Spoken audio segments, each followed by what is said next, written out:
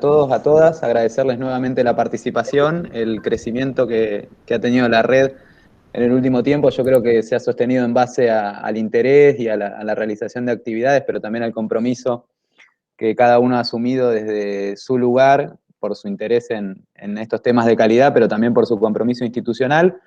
En esta oportunidad, nuevamente, vamos a realizar un conversatorio. Los especialistas invitados son el doctor Martín Aiello y la magíster María Pita de la Universidad Austral, que ya viene participando en la red y representa, de hecho, al CEPRES Metropolitano.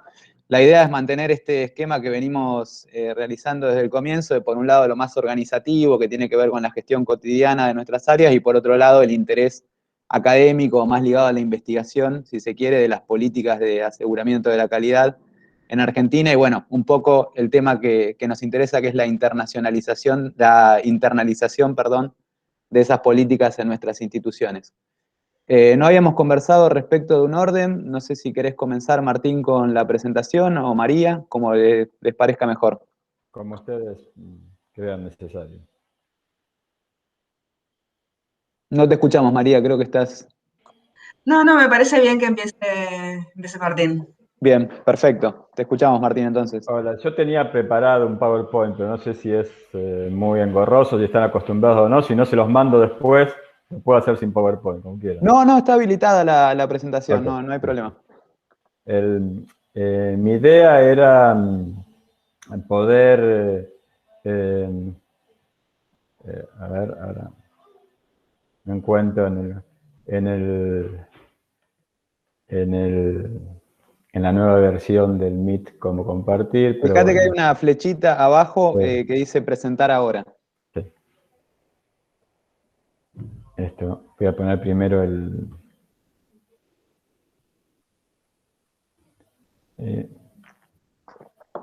presentar, a ver, una ventana, a ver si me aparece el PowerPoint. Acá, ¿no? Este es compartir, aceptar.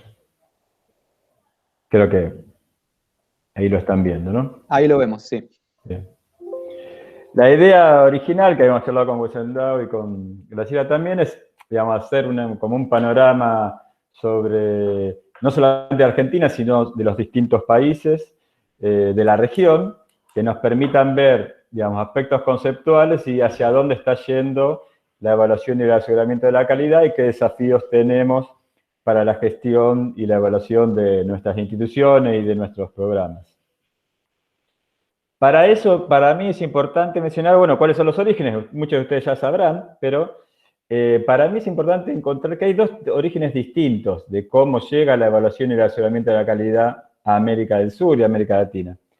Por un lado, lo que siempre hemos recibido sobre la crisis del Estado benefactor en Europa y la aparición de este concepto de Estado evaluador, que se dio sobre todo en la segunda mitad de la década del 80 en Europa y principios de los años 90, en Inglaterra, en el norte de Europa, y después llegó a otros países, sobre todo España, Francia y demás. Es un modelo de evaluación vinculada con un nuevo rol del Estado, no ya con un Estado omnipresente como el Estado evaluador, sino benefactor, sino con un Estado que desregulaba, digamos, competencias en las instituciones y mantenía para sí esta capacidad de evaluar, o sea, de prescribir mediante la evaluación las actividades de la educación y de la educación superior específicamente. Ustedes saben que el concepto de Estado evaluador es un concepto que se elaboró para el campo de la educación superior. Pero por otro lado, hay una tradición que se vincula poco, que es la tradición norteamericana, diría yo, no solamente de Estados Unidos, sino también de Canadá, vinculada con la evaluación y la acreditación universitaria, que tiene otro tipo de trayectoria. Ustedes saben que si uno da vuelta a un título de Estados Unidos o de Canadá, no encuentra el sello del Estado, del gobierno federal, por ejemplo. ¿Por qué? Porque los modelos universitarios son muy distintos, son muy desregulados, y en parte a la tradición que había de evaluación educativa en Estados Unidos, sobre todo, que comenzó a principios del siglo XX, y también después, digamos, se pasó al campo de la educación superior, y a desregulación de los sistemas, tanto de Canadá como de Estados Unidos, la evaluación en el campo de educación superior lo que hacía era articular ese sistema, ¿no? Y de hecho muchas de estas evaluaciones eran llevadas, por un lado, por asociaciones de universidades o college, ¿no? Como se llama allá. Y por otro lado, producto de que, como los títulos, a diferencia de nuestro sistema, no tienen habilitación profesional, parte de esa evaluación también estaba a cargo de los organismos profesionales que tradicionalmente hacían las habilitaciones profesionales de los distintos títulos. Entonces, se empezó a desarrollar este tipo de evaluación vinculada tanto con la institución, asociada a la asociación de colegios y universidades, como a la evaluación de carreras vinculada con esa necesidad de tener indicios sobre las habilidades o competencias profesionales que tenían esas carreras. Y llegamos, digamos, a cierto momento, al inicio de los 90, donde a partir de esos dos orígenes empieza a haber en América Latina experiencias nacionales de evaluación y aseguramiento de la calidad.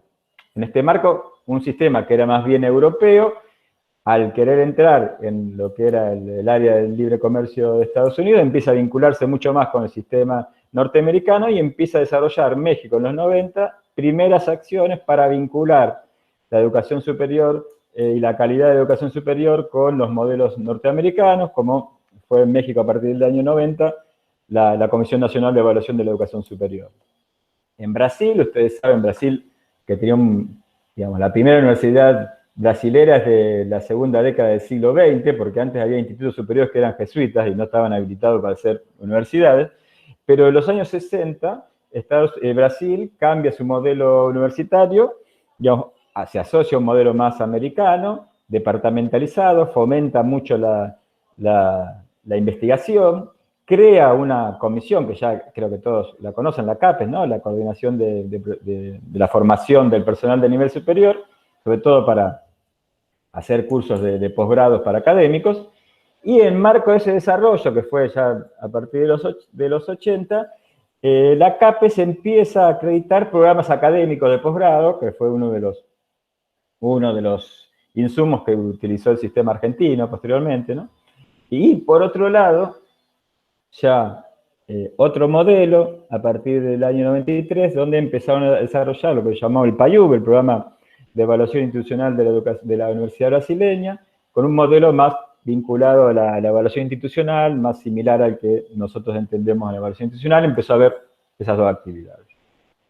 Colombia creó, digamos, el Sistema de Acreditación Nacional y el Consejo de Acreditación Nacional, ya a partir del 92, y Argentina, antes de la Ley de Educación Superior y de la creación de la CONEAU y de los artículos 42 y 43 de la ley, empezó con las primeras evaluaciones institucionales, sobre todo en el CIM, y en 1992 también con la Comisión de Acreditación de Posgrado, que empezó a realizar actividades de posgrado. En esa comisión estaba, seguramente ustedes lo conocen, no lo ha sentido nombrar, Carlos Marquís, que estuvo asociado con lo que se llama la CAP.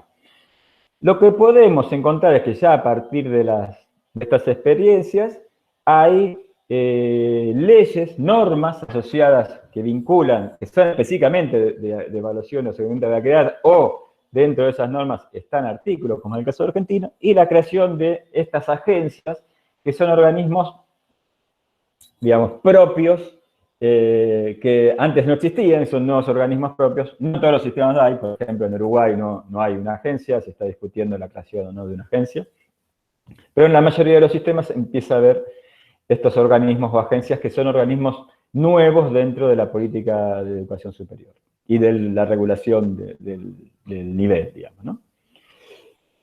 Entonces, ¿cuáles son los aspectos fundamentales que uno puede entender de política educativa vinculado con la evaluación y el seguimiento de la calidad en la educación superior?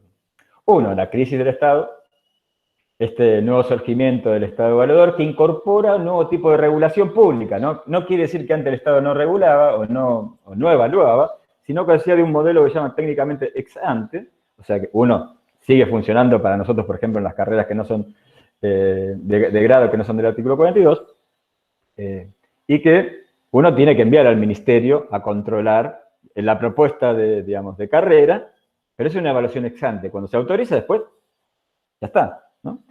Lo que incorpora el Estado evaluador es esta evaluación ex post, que es evaluaciones que son a posterior del comienzo, el desarrollo de la actividad de una carrera o de una institución, y que, por lo tanto, lo que incorpora son juicios de evaluación que tienen temporalidad en su valor, quiere decir que después tienen que ser renovados, digamos, ¿no? Estos ciclos de evaluaciones. También formas de regular la política, típico de los años 90, neoliberales, donde promovían ciertos criterios de mercado para la regulación, típico de la época, y una tensión, en Argentina se vivió muy claramente, entre evaluación y autonomía, ¿no? Porque efectivamente la evaluación es una forma de control y por lo tanto los sistemas tenían que combinar ese sistema de control y prescripción del Estado con la participación de las instituciones y de los académicos en esos procesos para no vulnerar la autonomía, que en algunos casos, como en Argentina, era constitucional, era digamos, un derecho constitucional de las universidades, ¿no? Pero también hay otra justificación que tiene que ver con cómo va cambiando el sistema de educación superior. Sobre todo a partir de los años 80 y 90, empieza a haber una alta diversificación de instituciones. No solamente públicas y privadas, entre las públicas también, digamos, ¿no? Si uno piensa en Argentina, en general había instituciones tradicionales, de organización por facultad, con muchos estudiantes, y a partir de esos años empezó a haber una diversidad de instituciones con otro tipo de diseño. No, digamos, el diseño no empieza nuevos en los 90, hubo experiencias previas, pero se empiezan a generalizar experiencias de distinto tipo de instituciones, también las privadas, empieza a haber la tradición de universidades católicas, se empieza a diversificar en América Latina, por lo tanto, había una demanda de asegurar en esta diversidad un piso mínimo de calidad, digamos, ¿no? Y es otro de los aspectos políticos que obligan al Estado también a intervenir. Entonces, cuando uno empieza a ver y analizar los aspectos conceptuales que uno podría describir, no son los únicos, pero para poder analizar las distintas experiencias de América Latina, uno puede decir que, bueno, digamos, hay distintas experiencias según cuál es la finalidad, si control, mejora, descripción, categorización, etc. ¿Cuáles son las audiencias? En evaluación, seguramente ustedes trabajan mucho también, cuál es si la audiencia es prevalentemente interna, por ejemplo, en nuestro proceso de evaluación institucional, o son externas, digamos, ¿no? Aquellos que están por fuera del sistema de educación superior. ¿Cómo es el momento y cuál es la prioritariedad? Digamos, no, hay veces que, según el proceso, la propia institución decide el momento a ser evaluada, en otros casos no, y en otros casos es obligatorio por norma, en otros casos es voluntario, o cuasi obligatorio también, ya veremos. ¿Cuáles son las formas de evaluar? ¿Qué metodología hay? ¿Cuáles son las fuentes? En eso varían también. ¿Quiénes son aquellos que emiten los juicios de evaluación? También varía. Y posteriormente, ¿qué se hace después de una evaluación? ¿Cuáles son las consecuencias de la evaluación? Utilizando esto, uno puede decir que hubo, a partir de los años 90, evaluaciones institucionales como procesos formativos, ¿no? Similar al que hubo en Argentina, también al que hubo en Brasil y podríamos decir también en Uruguay. Evaluación de aprendizajes como un procedimiento específico para el resultado de los procesos de aprendizaje, es un indicador de la calidad de una carrera o de la institución. Evaluación o acreditación de instituciones con criterios comunes, ¿no? Como ya veremos, por ejemplo, el caso Colombia, digamos. Evaluación y acreditación de programas disciplinarios de grado y posgrado. Argentina, el Mercosur, México, Colombia también. Evaluación para la autorización y el licenciamiento. Esto es un tipo de evaluación que no es ex post, sino ex ante, digamos, ¿no? Que es lo que pasa en Argentina con las universidades privadas, sobre todo, o por ejemplo con las provinciales, o pasa ahora en Chile, pasa en Paraguay con algunos proyectos que están haciendo no en el nivel de universitario, sino en el resto de la educación superior, y evaluación de dos niveles, digamos, ¿no? Es decir, sobre todo es lo que pasa en Colombia con lo que es el padrón, el registro de calificado como primer nivel de calidad y la acreditación de excelencia. voy a pasar más rápido, pero básicamente entendemos que estos grandes procesos de evaluación se combinan con dos grandes finalidades, una la evaluación formativa, otra la sumativa. La evaluación sumativa está asociada a formas que regula el Estado, tanto a las instituciones como a las carreras, a los docentes o a los estudiantes. Y la formativa es un tipo de evaluación que se orienta fundamentalmente a la mejora y que esa mejora está vinculada con el intercambio y el diálogo entre participantes, como dice el gran teórico de la evaluación formativa, que es McDonald, ¿no? Esto implica que no necesariamente una evaluación formativa es la que tiene un plan de mejora, ¿sí? El plan de mejora no define la evaluación formativa, sino que, porque uno puede decir, bueno, yo para controlar una institución o un programa le obligo a aplicar un plan de mejora. Eso no es una evaluación formativa. Puede mejorar la calidad de la institución o del programa, pero no es una evaluación formativa. La evaluación formativa tiene que tener ese tipo de intercambio más horizontal, digamos. Pero cuando a su vez uno genera modelos de evaluación y aseguramiento de la calidad, ustedes saben, la evaluación es un tipo de actividad sistemática, pero basada en paradigmas científicos, ¿no? O sea, en cómo se produce información en la ciencia. Hay distintos paradigmas científicos, unos más, digamos, cualitativos, diríamos muy rápidamente, y mal, y otros más cuantitativos. Pero también Martín, es importante... perdón, Sí. perdona que te interrumpa, pero avisan en el chat que no está pasando el PowerPoint. No vemos el cambio entre diapositivas, digamos. A ver. O sea, seguimos viendo la número 12, creo que es.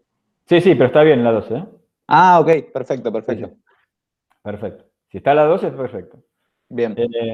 Entonces, ¿cómo, digamos? Porque pasé algunas rápidas por eso, por tiempo. Bien. Después comparto todo. Pero... Entonces, es importante también analizar no solamente qué tipo de modelo hay detrás, qué tipo de producción, sino cómo, o sea, lo que en epistemología se llama lo metaepistemológico, ¿no?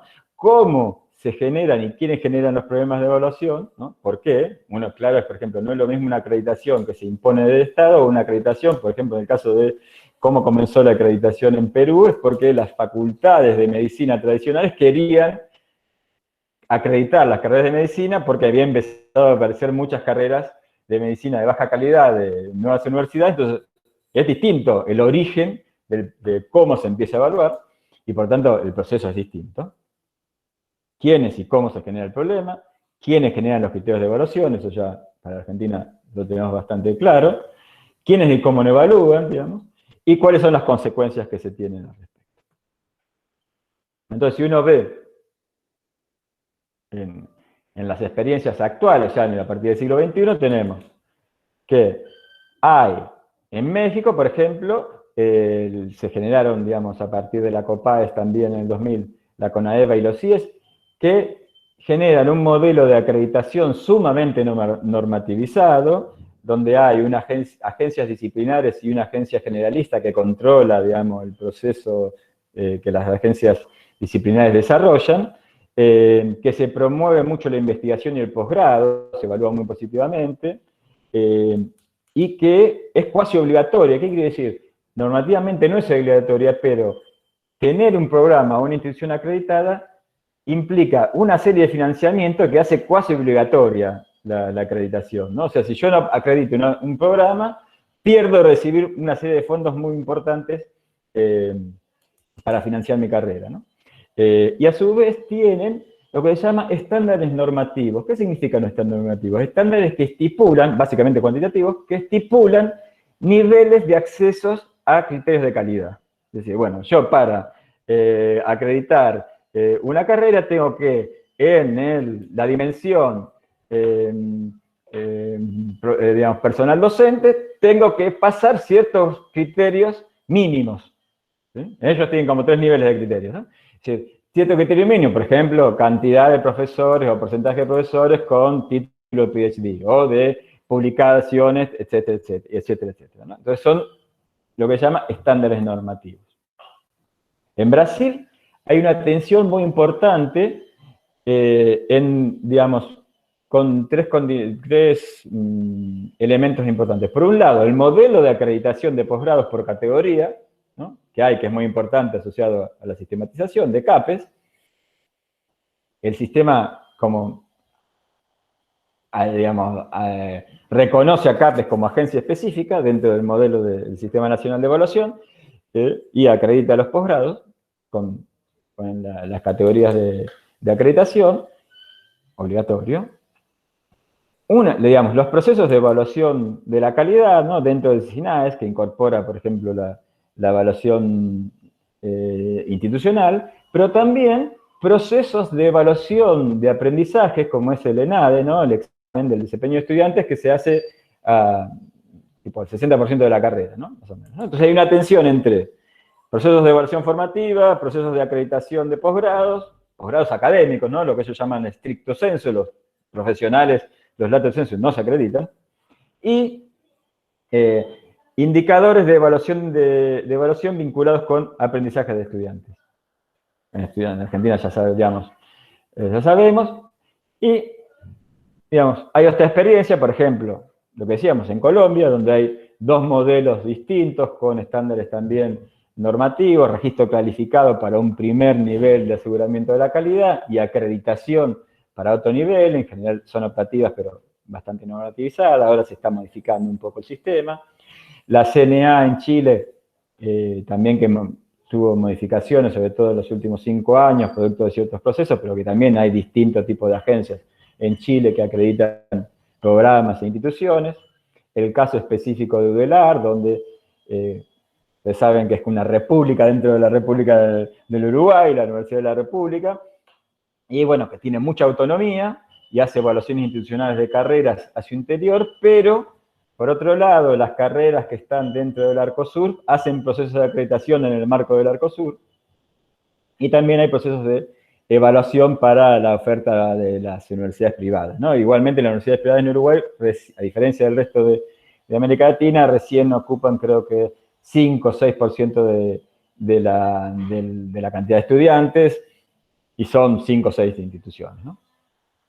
Otro caso muy importante fue la categorización de universidades en Ecuador. Ustedes saben que hace 10 años empezó el CIACES, ahora se llama CACES, una evaluación, digamos, de categorización de universidades con una serie de indicadores muy precisos, donde se dividieron en distintas categorías. Las categorías menores fueron desautorizadas, tuvieron que los estudiantes se les tomaba prueba para pasarlos a la otra categoría, la cuarta, y la cuarta también tenían que hacer planes de mejora, si no, iban a ser cerradas.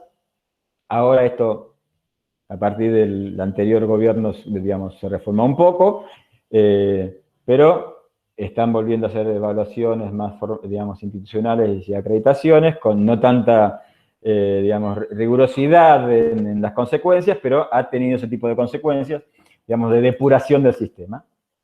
Y, digamos, en Centroamérica existe el Consejo Centroamericano de Acreditación, y como experiencias internacionales también ustedes conocen mejor que yo el MEXA y el Arcosur, que, digamos, tiene un modelo similar al de la acreditación de las carreras de grado en Argentina.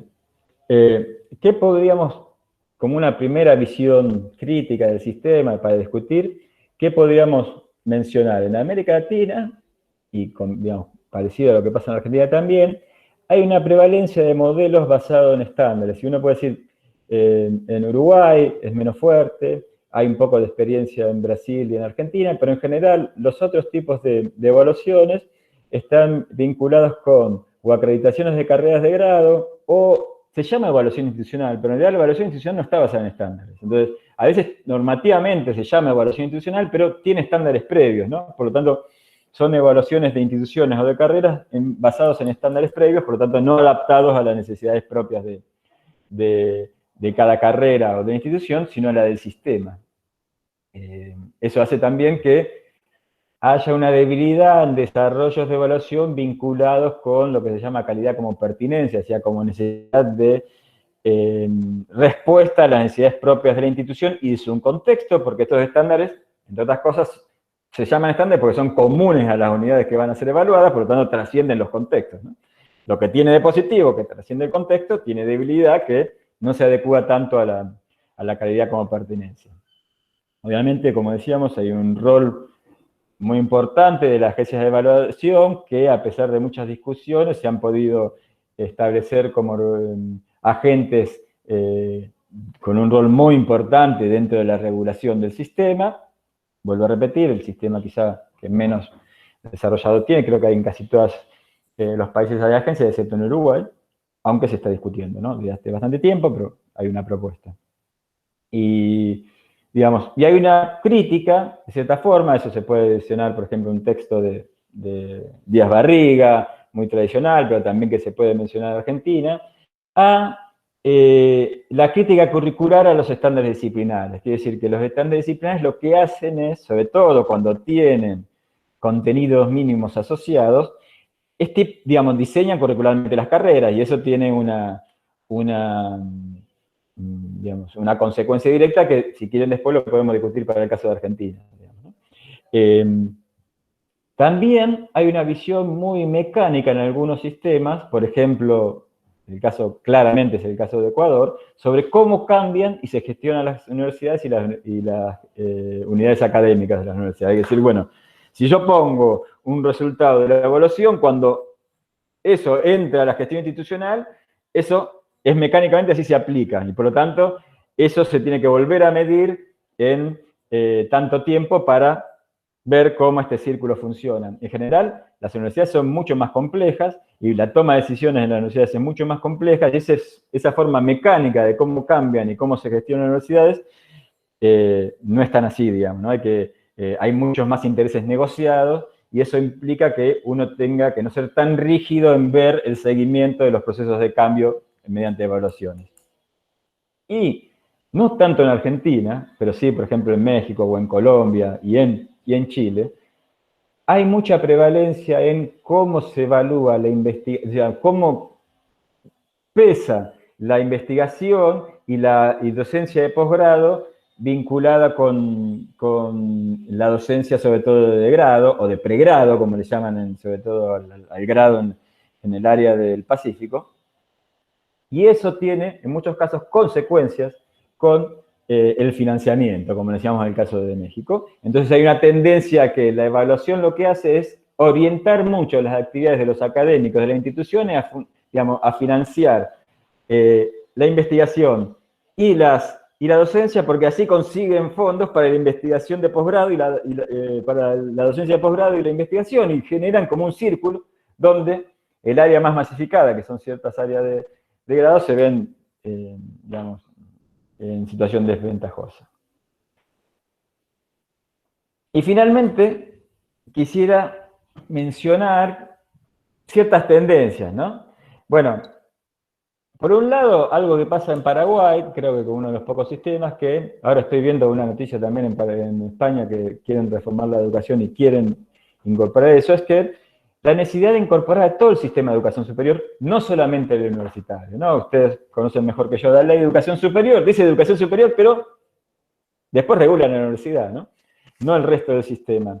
En algunos sistemas, por ejemplo, en Paraguay, la ANEAES, que es la Agencia Nacional de Evaluación y Acreditación de la Educación Superior, no de la universidad, de la educación superior, también empezó a elaborar mecanismos. Yo colaboré en uno que fue el modelo de acreditación de Instituto de Formación Docente, para, digamos, que tengan un sistema de educación que articule tanto la educación superior no universitaria como la universitaria, ¿no? Sobre todo, no es universitario en América del Sur, la formación técnica y la formación docente, muy parecido a Argentina. Ahora en Coñado, digamos, también esto está sensible, el tema del rol de los estudiantes en los procesos, se ha justificado mucho de que ahora, sobre todo en aspectos docentes, eso es importante, pero después cuando nosotros evaluamos, los estudiantes no están, solamente, digamos, como informantes en procesos. Ahora se está estudiando incorporarlos a los comités. Hay una tendencia hacia modelos internacionales, como digamos, el Arcosur y como digamos, el de Centroamérica, además, y modelos bastante parecidos. Y hay algo que es nuevo, que está poco conceptualizado, pero que empieza a tener mucho impacto en la gestión, que es la aparición de los rankings, ¿no? Hasta hace 5 años, diría yo, cada vez que nosotros hablábamos de ranking. Primero no lo teníamos en nuestros cursos sobre evaluación y aseguramiento de la calidad, y ahora empezó a aparecer con mucha más potencia. Empezamos a ver que muchos sistemas, por ejemplo, digamos, toman los rankings como criterios para homologación de títulos, y que además las instituciones empiezan a tener decisiones de gestión asociadas, sobre todo, digamos, en visibilidad, por ejemplo, con aparecer en los rankings, ¿no? Por lo tanto, no sé si del campo del aseguramiento de la calidad es un tipo de evaluación muy específica, pero este modelo, que hay una tendencia, una discusión entre modelos tipo la acreditación o evaluación institucional, que tenían procesos internos de producción de conocimiento y después procesos externos con distintas funciones, obviamente, versus evaluación de aprendizajes.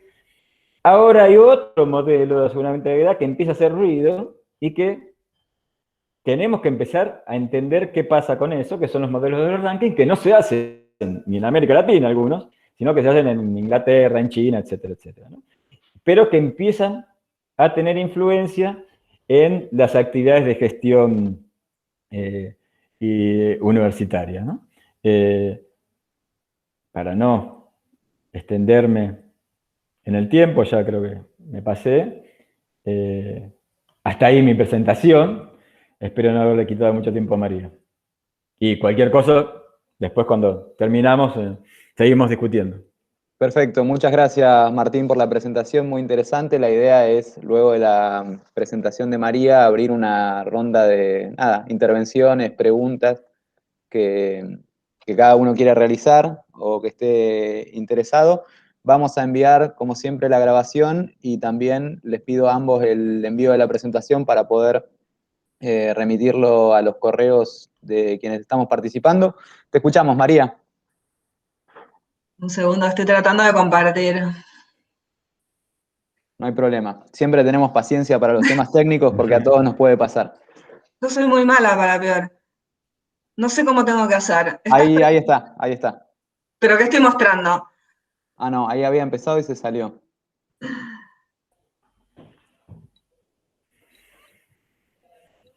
Acá, ya. Ahí te envié, Wenceslao, te envié el correo, la presentación. Genial. Gracias, Martín. Perdón, ¿se puede ver? Lo vemos, lo vemos. Bien. Bueno, no, los que yo les voy a mostrar en esta oportunidad es mi tema de investigación, que es acerca del análisis institucional. Ustedes recibieron al comienzo de estas reuniones un artículo que escribimos con Julio sobre este tema. Así que bueno, ahora lo que voy a hacer es una presentación general de qué es la investigación institucional y poniendo foco en algún tema en particular. Para empezar, ¿qué es la investigación institucional? Viene del término en inglés Institutional Research, que es una actividad que está consolidada en las universidades, particularmente de Estados Unidos, como una actividad formal dentro de las universidades, que surgió como por la necesidad de contar con datos, información suficiente y apropiada, y que esa información esté bien organizada y sea sistemática. Si bien comenzó a principios del siglo XX, tal vez un poquito antes, empezó a tomar fuerza a mediados del siglo pasado, sobre todo a partir de la creación de una asociación, the Association for Institutional Research, que agrupa a las personas que realizan esta tarea en las universidades. Tomando definiciones de qué es Institutional Research, la más común que se suele tomar, hay muchas definiciones, pero esta es la que se suele emplear, es la de un autor que se llama Saupi, que dice que es el conjunto de actividades que se desarrollan dentro de una institución de educación superior con el objeto de brindar información en apoyo del proceso de planeamiento institucional, la formulación de políticas y la toma de decisiones. Otro autor, que se llama Wahig, le da un poco más de luz a esta definición y la orienta. Dice que permite tomar decisiones más inteligentes e informadas y formular políticas acertadas. Esto no es más que evidencia y la toma de decisiones basada en evidencia. ¿Cuáles son las funciones de la investigación institucional? Bueno, también hay varios autores que definen distintas funciones. La más simplificada, me parece, para mostrar en esta oportunidad son las que toman estos autores, Saupi y Volkwein, que mencionan que hay un aspecto interno y un aspecto externo. El aspecto interno se basa en proveer información acerca del desempeño de la institución para la toma de decisiones, orientada a la mejora, y también hay para tener en cuenta un aspecto externo, que también se utiliza la información que se produce en estas áreas para dar respuesta a los requerimientos, ya sea de información que hace el gobierno, como puede ser pedido de datos o datos en un proceso de evaluación institucional, o de particulares que lo soliciten, como por ejemplo puede ser, como mencionó Martín, en el caso de rankings. En este caso, estas funciones están más orientadas a lo que sería la rendición de cuentas. Para también ampliar un poquito más las funciones de la investigación institucional, les muestro este cuadro desarrollado por Volkwein. Perdón, María, nos avisan ahí en el chat que tenés que pasar la diapositiva o no se ve. Creo que el mismo problema que había con... ¿No se ve? No sé si es algo de la plataforma. Yo la tenía... Ahí pasó, ahí pasó. Ahora se ve, no, yo la tenía puesta en presentación, entonces no sirva. Ahí La vemos estaba el pasando cuadro. como una presentación. La vamos a pasar así para que quede más clara. Entonces, Gracias. volviendo al cuadro de las 4 caras,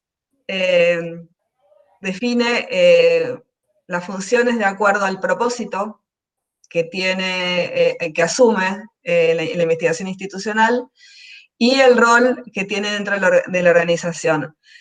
Los propósitos pueden ser internos, como decíamos, para la mejora, y externos para la rendición de cuentas, y en un rol que puede ser más administrativo o más orientado a lo académico y profesional.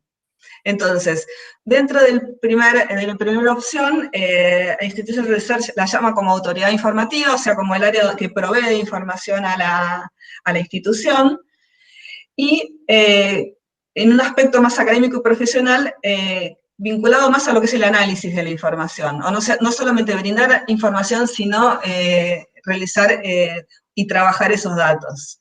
Con respecto al externo, a la investigación institucional como asesor de imagen, o sea, presentando la universidad en sus mejores aspectos, o sea, la mejor cara de la institución, como puede ser para un ranking, y también como proveedor de evidencia imparcial de la eficacia de las instituciones, asumiendo un rol como académico investigador. O sea, tomando las actividades que se hacen dentro de esa área y compartiéndola a nivel sistema de educación superior con otras instituciones. Un autor que se llama Andrea Servan agrega una quinta cara que se refiere a la gestión, y ubica a la investigación institucional también desde un lugar de gestión de conocimiento. ¿Pasó? Sí. Bien. Con respecto a qué estructura toman las oficinas de investigación institucional, siempre estamos hablando en particular del sistema norteamericano, que es donde tienen su mayor grado de desarrollo. Después vamos a hacer un poquito de foco a nivel regional. Volkwein define 4 modelos, que lo llama de esta manera: estructuras artesanales, pequeñas adhocracias, burocracias profesionales y profusión elaborada. Básicamente a lo que apuntan es que las estructuras artesanales son 1 o 2 personas que se ocupan de este tema, y a lo que se dedican es la elaboración de reportes o algún mínimo análisis. Pequeñas adhocracias es cuando esta función se realiza dentro de un área determinada y produce información para el desarrollo de esa área específica. Burocracias profesionales es una oficina de Institutional Research propiamente dicha, donde ya toma una estructura de 4 o 5 personas, cada una con una función determinada dentro del área. Y profusión elaborada es cuando esta tarea no se realiza en un área específica de la universidad, sino que las actividades se hacen en distintas partes de la institución, en distintas áreas, unidades o facultades. el título que encabeza dice que la forma en que se lleva a cabo la investigación institucional en cada institución está definida por sus propias características y circunstancias particulares. Esto es que ninguna de estos 4 modelos podemos decir que sea mejor o peor. Tal vez el de las burocracias profesionales es el que tiene mejor desempeño, pero obviamente estas estructuras se tienen que adecuar al contexto y a las características propias de la institución. Y también en muchos casos, además, no se da con uno de estos únicos modelos, sino que en algunas instituciones, algunas veces estos modelos se combinan. De acuerdo a la literatura sobre este tema, ¿cuáles son las mejores condiciones para que funcionen estas áreas? Primero, bueno, cuando el área es centralizada, favorece la eficiencia, porque toma las ventajas del conocimiento en todas las áreas respecto a la institución y permite la transversalidad, tiene una visión holística de la institución, y eso es un valor agregado. Cuanto más cerca está de las posiciones clave, o sea, de los lugares donde se toman las decisiones, es más probable que se use esa información que estas áreas producen.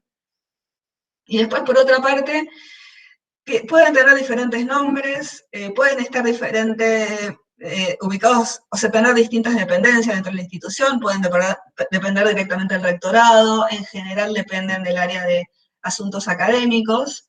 Después, se realizan actividades que son similares, pero también difieren entre una universidad y otra, porque, como les decía, estas áreas van a tomar la estructura, la forma, dependiendo de la misión, organización y estructura de cada una de las universidades.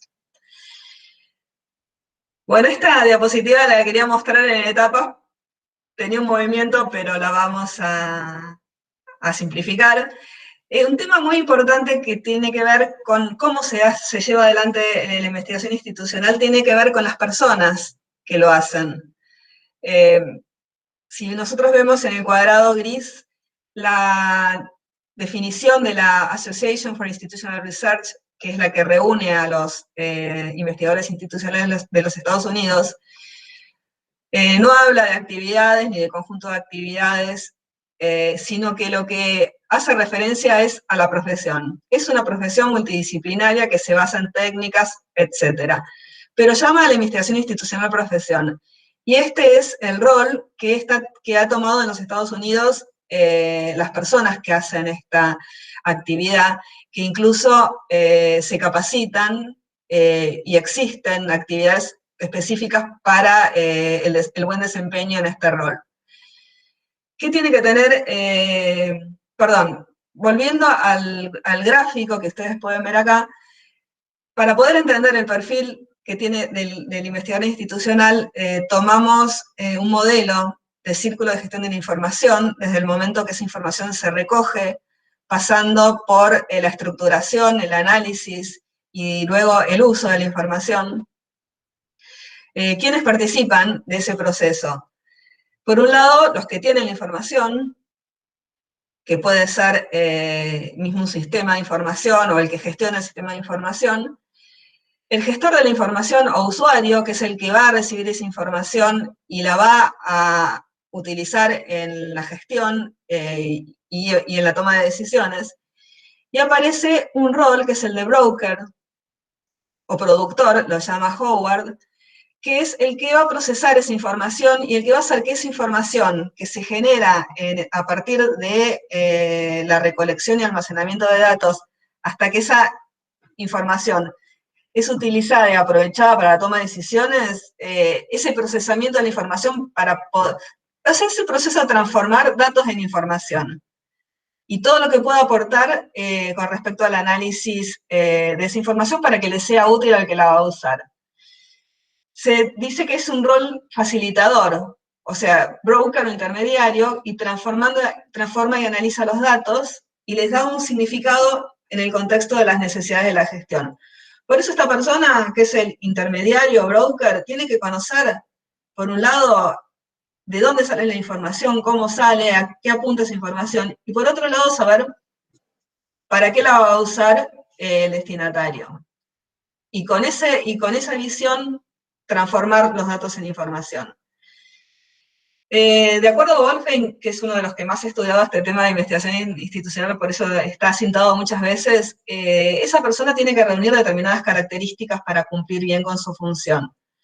Por un lado, tener las habilidades técnicas, análisis y conocer la gestión, un conocimiento profundo de la institución, del contexto y de las tendencias de la educación superior. No es un rol técnico, es un rol académico. Entonces, se requiere un perfil de académico investigador, capaz de producir conocimiento y participar en la planificación y desarrollo de políticas. Y después tiene que poder desarrollar una habilidad para comunicarse, tanto intelectual como emocionalmente, con los demás, y la capacidad de entender y afrontar situaciones complejas. O sea, estas características son importantes para que la persona que cubre ese rol pueda hacer bien su trabajo. ¿Para dónde va hoy en día la investigación institucional? Partimos de una base donde se gestó como un área para generar estadísticas básicas, anuarios y reportes, y evolucionó una profundización en el análisis y en la evaluación de la información.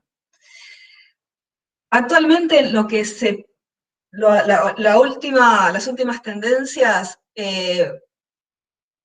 apuntan a que la investigación institucional tome un rol más activo en el proceso.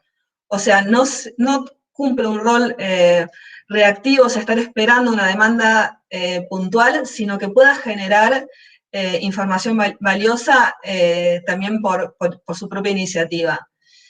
Entonces, lo que se busca o lo que se requiere de la investigación institucional es que asuma un rol más proactivo y con otro nivel de iniciativa, que se involucre más en los procesos de planificación estratégica y en las actividades de evaluación y acreditación, y que asuma un rol más participativo en el desarrollo de las políticas institucionales. Todo esto para poder dar una mejor respuesta a los desafíos a los que hoy se encuentra la educación superior. Y esto implica, de alguna manera, una redefinición de lo que es la investigación institucional. Eso es en general un poco la teoría con respecto a la Institutional Research. Ahora quería contarles un poco cómo se ha desarrollado alrededor del mundo, después vamos a hacer un foco en Latinoamérica. En todas las regiones del mundo se ha replicado el modelo de la investigación institucional, dando respuesta a diferentes demandas, tal vez de acuerdo a los distintos contextos, ¿no? Si bien eso difiere, o sea, responde al sistema de educación superior en particular y el contexto donde se inserta en la universidad, finalmente la organización de las áreas y las actividades que se realizan suelen ser similares. Y han tomado en las regiones este modelo de la Association for Institutional Research, que es un espacio donde los profesionales en esta área comparten sus actividades, reciben capacitaciones y trabajan en forma conjunta, se ha replicado en asociaciones alrededor del mundo. Algunas asociadas a la Association for Institutional Research y otras que han tenido un desarrollo más individual. Como el caso de AIR en Europa, empezó afiliada a AIR y actualmente es la Association for Higher Education, que también trabaja estos temas, pero lo ha ampliado más en un contexto más de evaluación y aseguramiento de la calidad. Si nosotros vemos los espacios grises, que son los espacios donde no hay evidencia de grupos organizados que trabajen en temas de análisis institucional, encontramos en esa elipse a Latinoamérica. También hay un vacío, acá vemos en el norte de Europa, países en Rusia y norte de África. ¿Qué pasa en Latinoamérica? Puntualmente, hay pocas evidencias de que exista la investigación institucional como una actividad organizada en las universidades. Hay algunos indicios en algunos países, como por ejemplo Colombia, tiene algún grado de desarrollo, pero donde ha tomado un mayor desarrollo es en Chile, donde está actualmente constituido como una actividad. Pasamos a la siguiente, o sea, para entender cómo desarrolló Chile, yo quería hacer una comparación con la situación en la Argentina, a partir de la definición de las leyes de aseguramiento de la calidad, la Ley de Educación Superior en el caso de Argentina, y a dónde se puso el foco a partir de la creación de esta ley en cuestiones referidas a la gestión de la información, más allá de todo lo que tiene que ver con el aseguramiento de la calidad. Bueno, en Argentina hubo un desarrollo más importante de la información a partir del impulso de los procesos de acreditación y evaluación de CONEOI y la necesidad de contar con información, la creación del SIU, del Sistema de Información Universitario, y la creación del Departamento de Información Universitaria, que antes llamada Coordinación. En el caso de Chile, se creó un Sistema Nacional de Información, que es el CIES. Donde en ambos países recibieron préstamos y fondos del Banco Mundial para poder implementar actividades de mejora. En el caso de Argentina, el fondo de financiamiento más importante fue el FOMEC, en Chile fue el MESESUB. El FOMEC, ¿dónde puso el foco? En las universidades argentinas. Yo siempre hablando con respecto al sistema de información y gestión de información, ¿no? Más allá de los otros aspectos que cubría el FOMEC. El objetivo fue de brindar una estructura o una posibilidad de mejorar la calidad de los datos a partir de la implementación de sistemas de información en las universidades, o sea, se recibía financiamiento con este objetivo, y también en el desarrollo del SIU Guaraní, que fue implementado por muchas universidades, en particular las nacionales, ¿no? Por su parte, los fondos en Chile, a partir del programa de mejoramiento de la calidad y la equidad, apuntaron a fomentar la mejora de la calidad de los procesos y la creación de herramientas para mejorar el desempeño. La propuesta estuvo enfocada en financiamiento de las universidades para implementar este tipo de unidades, que toman el nombre de unidades de análisis institucional. No utilizan el término investigación institucional, sino análisis institucional, pero es una estructura similar. Incluso, también se puso financiamiento y se promovió la creación de redes de análisis institucional de las universidades chilenas. Existieron varias redes, la más fuerte es la de las universidades del Estado.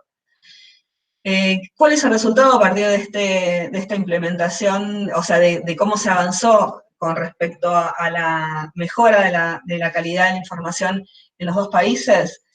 En Argentina, a partir de la implementación de los sistemas de información, se dispuso una gran cantidad de datos de información, o sea, la información existe y hay muchísima, pero si bien existen unidades de producción de la información, aún no se ha consolidado la cultura de contar con datos para la gestión. Y eso ha constituido una traba para que esto tenga un avance rápido, ¿no? O sea, el avance se va dando de mejora del uso de la evidencia para la toma de decisiones, pero es un proceso que ha resultado lento. En el caso de Chile, las unidades de análisis institucional ya se han establecido como espacios de producción de información y conocimiento y han tomado dentro de la institución un rol mucho más estable y mucho más preponderante. Bueno, finalmente, a partir de mi investigación, definí unos lineamientos para un desarrollo efectivo de la investigación institucional.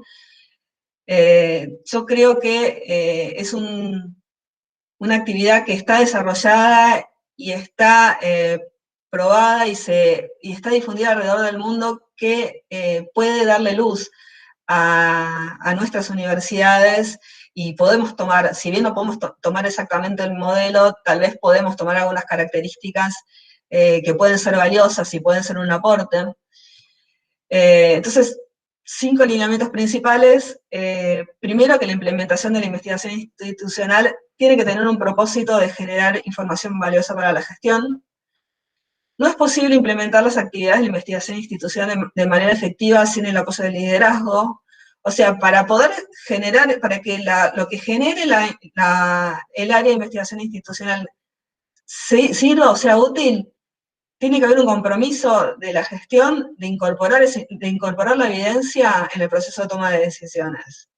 Muchas veces pasa que las decisiones están cruzadas más por un componente político que por lo que es la evidencia. Por otro lado, es necesario crear una estructura adecuada a la realidad institucional, no quedarse en la intención, sino que, bueno, vamos a crear una estructura que se ocupe específicamente de este tema. Por otro lado, estas áreas tienen que garantizar la calidad y utilidad de la información que se produce, o sea, tiene que ser información útil para el destinatario, y después contar con el personal adecuado para cumplir con esa función de broker o intermediario en el proceso de gestión de la información, y esto tiene que ver con ese perfil que tienen que tener las personas que desarrollan esta tarea. Entonces, finalmente, a manera de conclusión, para que la investigación institucional se pueda desarrollar de manera efectiva y construir un verdadero aporte para una mejor gestión de la información, se necesitan políticas públicas institucionales que conduzcan los procesos, que las instituciones los asuman como parte de su gestión, contar con profesionales calificados para llevar adelante esta actividad y el compromiso de los líderes de tomar decisiones basadas en la evidencia. En el estado en que estamos, si bien hemos avanzado muchísimo en los últimos años en esta línea, una prueba es la existencia de esta red, ¿no? Que hace unos años parecía impensada. Nosotros en algún momento quisimos impulsar la creación de una asociación latinoamericana de investigación institucional en la cual comprometimos varias personas de distintos países. No se pudo llevar adelante porque primero estábamos en los distintos países en distinto estado, y por otro lado las personas que estaban ocupando estos roles la ocupaban en un momento y en otro momento asumían otro rol y ya perdían el interés, ¿no?, en la conformación de esta asociación. Y tenemos la posibilidad de hacer una reflexión más profunda sobre este tema, teniendo en cuenta que no pasa por contar con sistemas de información que nos generen información, gran cantidad de información, o de contar con un área, sino hay una clara intención de fortalecer la capacidad de análisis de las instituciones acerca de sí mismas. Y nada más. Muchas gracias, María, por tu exposición. También, Martín, por el tema que presentaste. Yo le criticaría al nuevo diseño de Google que no incluyeron el aplausito, que sí está disponible en Zoom, ¿no? Que uno puede enviar las felicitaciones por ahí. Abrimos una pequeña ronda, si quieren, de intervenciones o de preguntas, tanto respecto de la presentación de Martín como de María, o comentarios que quieran realizar. Yo por mi parte tengo algunos anotados, pero no sé si alguien quiere comenzar. Graciela, levantaste la mano. Hola, bueno, excelente, buenísimas las presentaciones, dos grandes amigos, además, que es un gusto escucharlos, compartir mucho de lo que han dicho, mucho de la arena, sustrato de sus presentaciones tiene que ver con la conformación de esta red. Veo ahí entre los conectados a otro amigo que ha desarrollado en el INAP una actividad muy semejante a la investigación institucional. Creo que todavía está conectado Juan Doberti, con el que compartimos el año pasado una presentación sobre la investigación en el Estado y la investigación en las universidades, ¿no? Quería un espacio para que Juan nos contara sobre esto, sobre la investigación institucional, pero en el otro plano, en la administración pública. Sí, buenos días a todos y todas. No sé si se me escucha bien. Sí, te escuchamos bien, Juan. Sí, bueno, agradecer el espacio que me plantea Graciela. Y sí, yo coincido con la mayoría de los comentarios ya realizados. Creo que la investigación institucional es fundamental. Ejercí el cargo de director de investigaciones en el INAP, en la administración pública, y creo que gran parte de los problemas son los mismos que se mencionaban recién, ¿no? Algunos creo que están siendo mejorados claramente por el avance tecnológico, ¿no? Básicamente la disponibilidad de información. Yo trabajé mucho en el cine y en el inicio tener información era muy complicado. Recuerdo que venían los distintos investigadores con disquetes para dárselos a otra persona, etcétera. Bueno, es una protohistoria, pero hoy eso ha sido solucionado y los investigadores contamos con muchísima más información. Hay complejidades, pero hoy la disponibilidad de información es exponencial, los datos que tenemos. Después está el tema que también se mencionó de contar con recursos capacitados, y yo creo que en Argentina, por suerte, tenemos muchos recursos capacitados, los espacios de los posgrados se han desarrollado mucho, y en general se logra contar con gente. Un problema es muchas veces el sistema, cómo pagar a esa gente, ¿no? Actualmente, otro ejemplo, en el Ministerio de Educación, no en lo que es el Departamento de Información Universitaria, sino en la DINIESE, ahora está Leticia Mirás, ¿no? Que antes estaba en el Departamento de Información Universitaria, Graciela trabajó mucho en esos espacios, etcétera. Se está generando una red de investigación con todas las provincias. Y se consigue gente, en todas las provincias hay muy buenos investigadores. Muchas veces el problema es cómo pagarles, ¿no? Muchas veces se pagan cosas inestables, la gente está, o los salarios son muy bajos y a veces genera sobreocupaciones en distintos espacios, etc.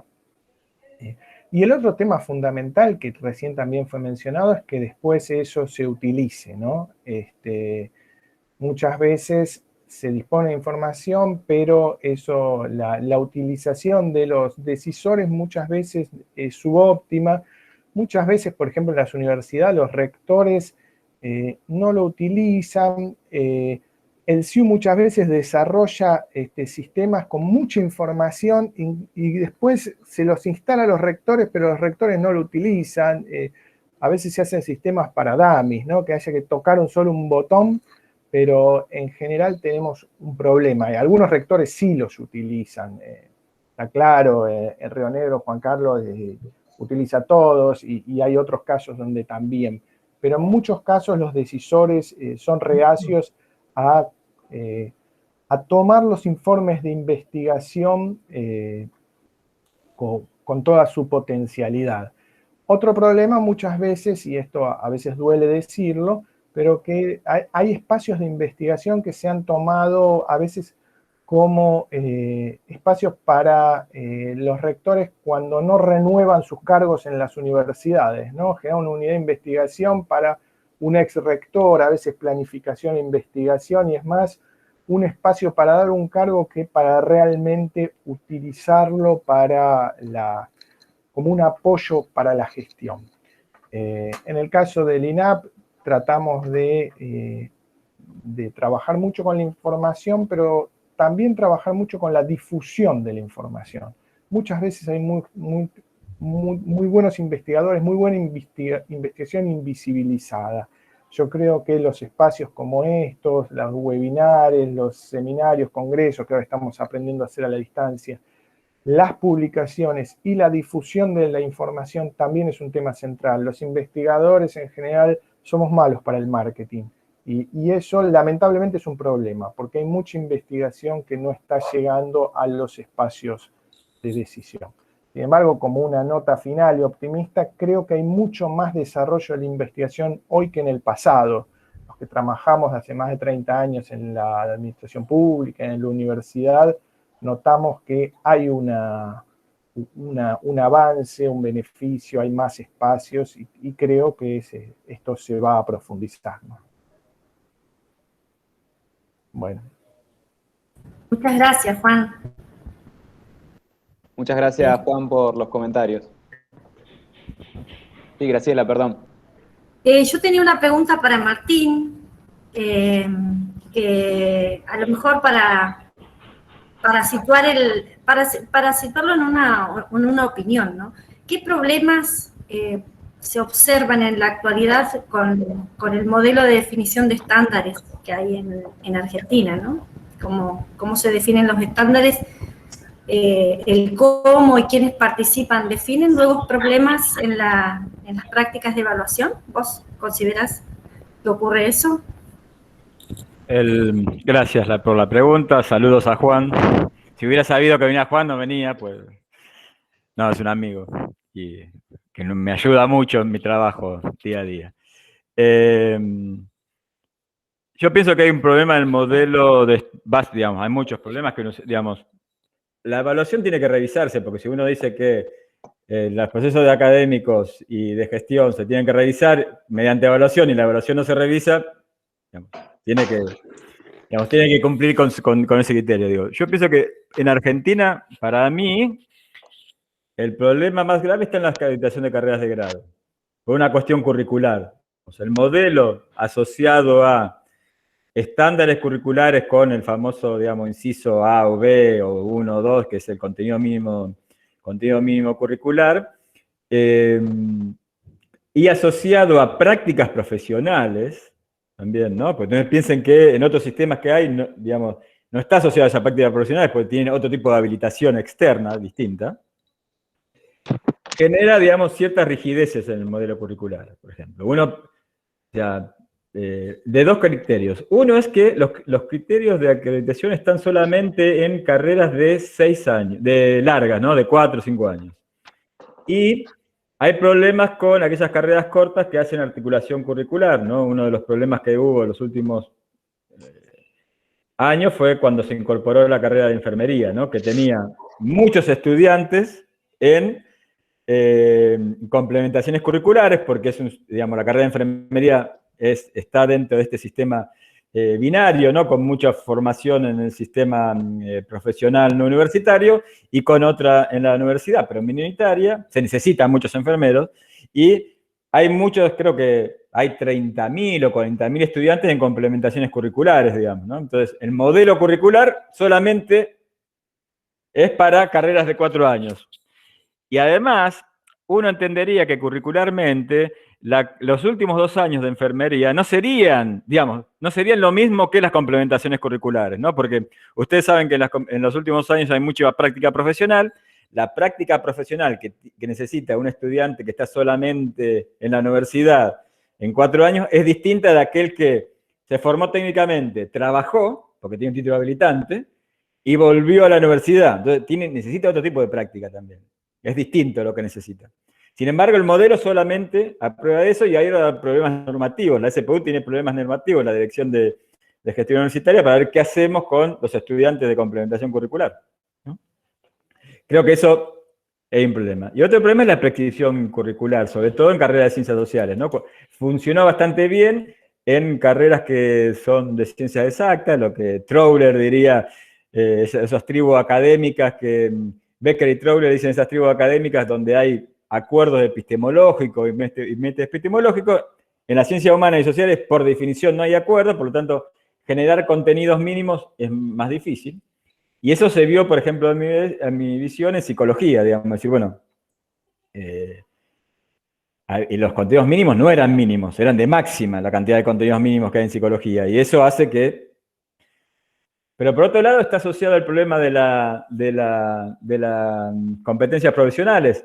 Producto de esto, yo no puedo ofrecer una carrera de grado de psicología social, por ejemplo, porque tiene competencias dentro de psicología, tengo que hacer todo. No puedo hacer... Sin embargo, sí puedo hacer de artes del circo, porque no está en el artículo 42. ¿Sí? Entonces, genera, además de cierta estructura curricular, ciertas cuestiones ilógicas dentro del sistema, me parece, ¿no? Que hay que revisar.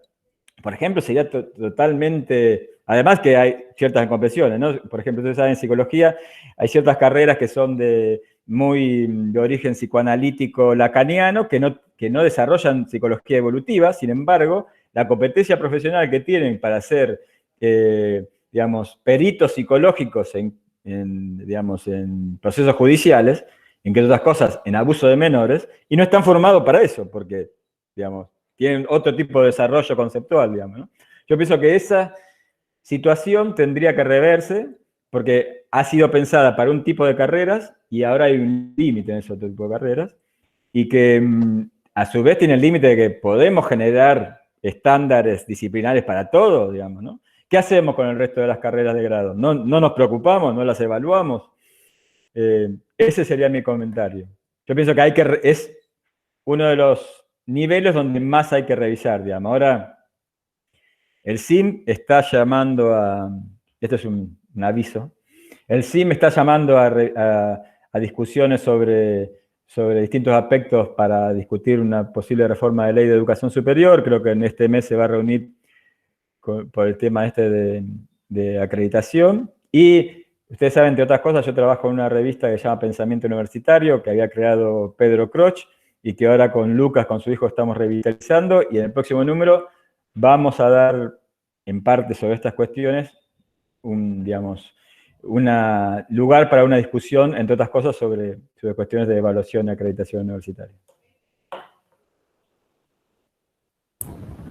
Buenísimo, muchas gracias. No quiero abusar del lugar donde uno está desde el comienzo, pero quería hacer una pregunta que a lo mejor tiene que ver con las dos presentaciones. ¿Ustedes consideran que en un horizonte no muy lejano la posibilidad de que estas estructuras adocráticas, estas estructuras, estas dependencias que cuentan con las muchas universidades, todos los que estamos acá por caso, podrían funcionar como una garantía del aseguramiento de la calidad? Como en otros países hay auditorías de estas dependencias, ¿no? Que funcionan como el reaseguro de que la calidad con la que la universidad desarrolla sus programas de grado, de posgrado, de su mismo funcionamiento, está a cargo de estas unidades. Es decir, ¿podría pensarse que en algún momento la Argentina girara hacia ese modelo de auditoría de las dependencias de aseguramiento de la calidad universitarias?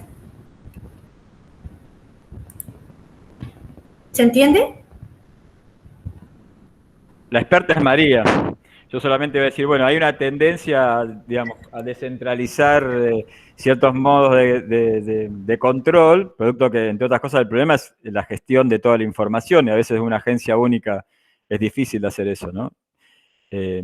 Más allá que la tecnología ha ayudado. Pero puede ser una tendencia para solucionar no solamente el control mínimo de calidad, no solamente cómo las instituciones buscan la calidad, sino desligarse de eso, darle la responsabilidad a las instituciones, que las instituciones busquen la calidad y que un organismo externo, ya sea CONIAU u otra agencia o lo que fuese, supervise esa gestión de calidad, digamos. Esa puede ser una alternativa, no sé, digamos, futurología es más difícil.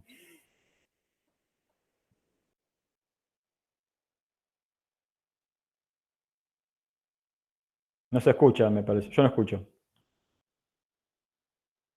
Perdón, estaba muteada. Yo no me llevo bien con la tecnología. Bueno, no, a ver, mi opinión es que yo en la Argentina lo veo difícil por cómo está planteado hoy el sistema de aseguramiento de la calidad y el tipo de evaluación, procesos de evaluación y acreditación en los que estamos participando en este momento. Tenemos el foco puesto en los procesos de acreditación, mientras que la evaluación institucional yo veo que cada vez toma menos fuerza en el proceso, por lo cual pensar que un área, o sea, la acreditación de un área de aseguramiento de la calidad ya acreditaría la calidad de los productos que la universidad ofrece como carreras. Yo no lo veo como muy cerca, muy probable en la Argentina. No sé por dónde pasa la discusión de la nueva ley. Por lo pronto en Chile, que tienen una nueva ley de educación superior ahora aprobada y vigente desde hace muy poco tiempo, la evaluación institucional se transformó en obligatoria en detrimento de los procesos de acreditación de carreras. Yo no veo como que estén las condiciones muy dadas para hacer un cambio de esa magnitud en el corto plazo, en la Argentina en particular.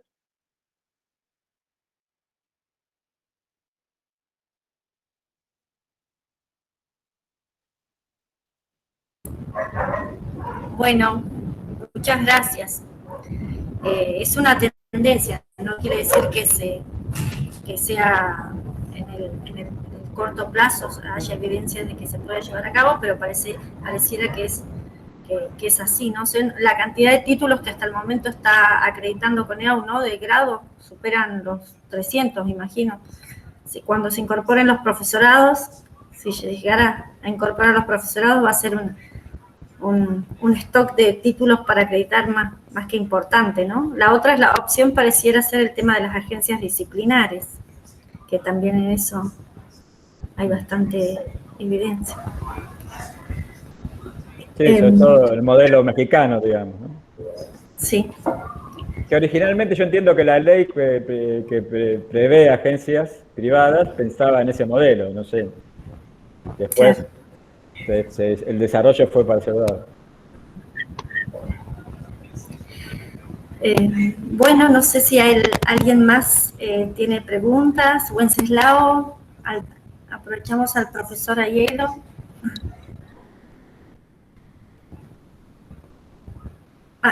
Están muteados. Bueno, no hay otras preguntas ni intervenciones. Estamos en el medio de, como contó Martín, está en el CIN, en el ámbito del CIN hay una discusión sobre el carácter y los alcances de las modificaciones de la Ley de Educación Superior. Así que en estas actividades de la RIAC creo que podemos discutir bastante sobre estos temas, ¿no? El carácter del artículo 43. No, Martín, no contaste nada sobre posgrado. Aprovecho a lo mejor esta posibilidad de hacerte una pregunta sobre qué cambio ha habido en el sistema de posgrados, si se evidencian cambios en el sistema de posgrado, en la configuración, en las ideas, en los sistemas de pensamiento de las ciencias sociales, por caso, a partir de la evaluación de los posgrados. Hay más graduados, hay más... Ahora hay una tendencia que pienso... Sí. Que en primero fue, digamos, reguló un poco. Ustedes acuérdense que antes de la ley, no solamente las universidades generaban posgrados, ¿no?, sino distintas instituciones, además, eso dentro del mercado del posgrado, que todavía existe, pero eso es más por cuestiones de políticas institucionales de todas las universidades, tanto públicas como privadas, digamos, no hay, como dice un colega mío, Cristian Presentero, no hay casi cargos asociados a los posgrados, digamos, ¿no?, dentro de todo el sistema. Ese es un problema, digamos, ¿no?, que no tiene que ver con el aseguramiento de la calidad y la evaluación, sino con las políticas institucionales. Los posgrados, bueno, han, digamos, evolucionado, creo que se ha, digamos, organizado un poco el área, más allá de que puede tener... Un problema para mí es el tema de la categorización, digamos, ¿no?, que es el componente más normativo. Sin embargo, no es claro cómo uno pasa de una categoría a otra, ¿no?, que si uno compara, por ejemplo, con Brasil, que tiene el sistema de categorías, sí, eso es claro, digamos, ¿no? Posiblemente también, como el otro sistema de evaluación, de acreditación, habría que ver, digamos, si hay ciertos posgrados que pasaron, ¿cuántas rondas ya desde el año 98? Creo que en el 99 empezaron a evaluarse los posgrados. Hay posgrados que han sido evaluados 4 o 5 veces, digamos, ¿no? Habría que pensar en algún tipo de propuesta más flexible hacia los posgrados. Es verdad que muchas de las tendencias han sido a vincular la investigación, la participación de los estudiantes en procesos de investigación, la preocupación por la graduación, que es algo endémico en la mayoría, y que creo que todos quienes trabajamos en posgrado estamos preocupados por eso también.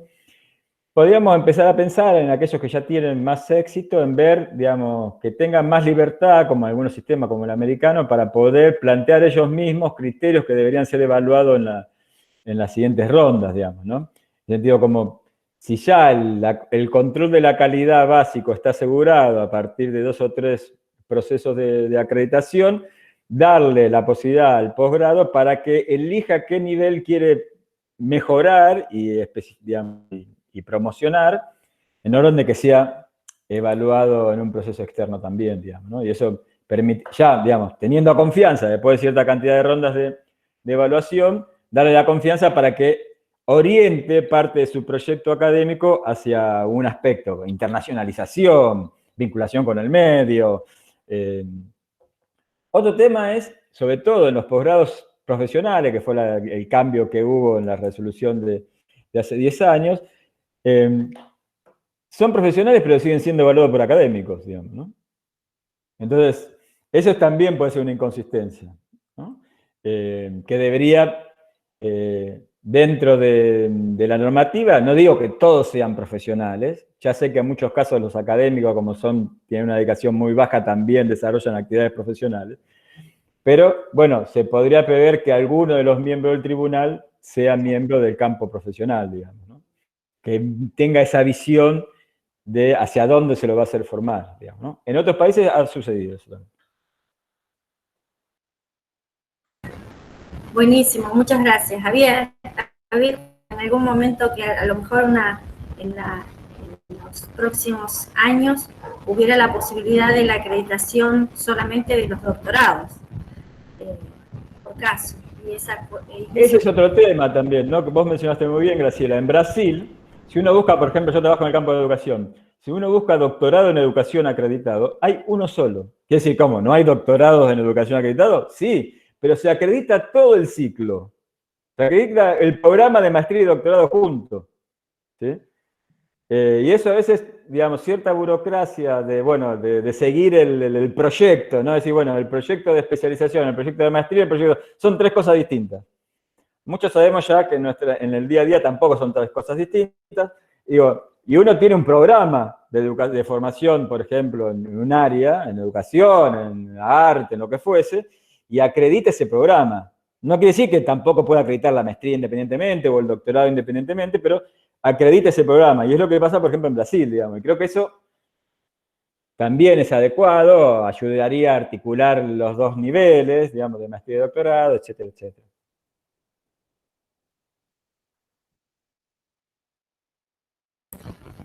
Bueno, muchísimas gracias. Es un tema súper interesante también en el ámbito del CIN. Les cuento a los colegas que forman parte que son de las universidades nacionales. En la comisión de acreditación va a comenzar a discutirse estos temas, las experiencias, las prácticas de la evaluación, que tiene que ver con los temas que hoy planteó Martín, la lógica de los estándares, el funcionamiento de los pares evaluadores, que fue otro asunto a lo mejor que hoy no tocamos, pero vinculado con las prácticas. Wences, no sé si hacemos algún anuncio de la red. Muchas gracias, María Pita, por estar. Porque estoy con algunos problemas de conexión y voy y vengo, no sé si... Sí, ¿no? Bien, yo quería hacer un último comentario para cerrar y viendo que ya son la 1:30 y nos pasamos un poco y algunos fuimos perdiendo algunos en el camino. Creo que tanto los comentarios que hizo Martín como lo de María y también el comentario de Juan hacia el final versan un poco sobre una tensión que atraviesa en general la política pública y está muy presente en la universidad, que es la tensión entre lo político y lo técnico, ¿no? Esto de tanto en la investigación institucional como en los temas de evaluación. No digo que sea algo que vamos a resolver nosotros, esta tensión, pero me parece que juntarnos o generar estos espacios, que es la idea de la red, es un lugar por donde empezar.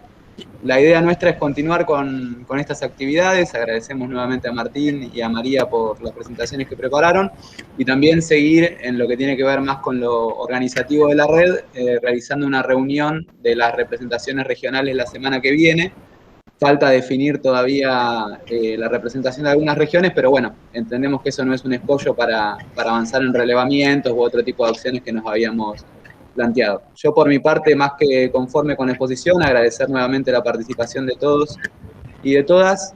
No sé si alguien quiere hacer algún comentario más, si no los despido y les voy a enviar en breve la grabación del encuentro y también las presentaciones de los dos expositores que tuvimos hoy. ¿Bárbaro? Muchas gracias. Gracias.